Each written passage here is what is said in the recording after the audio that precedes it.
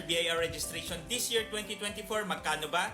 My name is George. I'm a Freelancers tax advisor at GA Consulting. What we do is we are empowering online freelancers through simple and distress-free tax compliance. So ito guys, estimated total cost to register, 2,080 pesos. Number 1, service invoice, 10 booklet.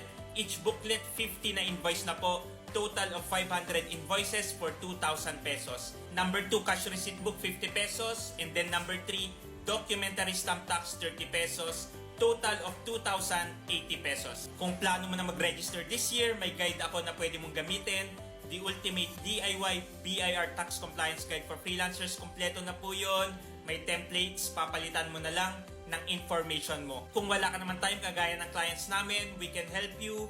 We can do it all for you. Visit ka lang sa website namin, thegeconsulting.com, at mag-book ka ng free tax consultation. You are a freelancer at meron kang concern or question regarding Freelancers BIR registration and Freelancers tax compliance, comment mo lang yan at sasagutin ko yan.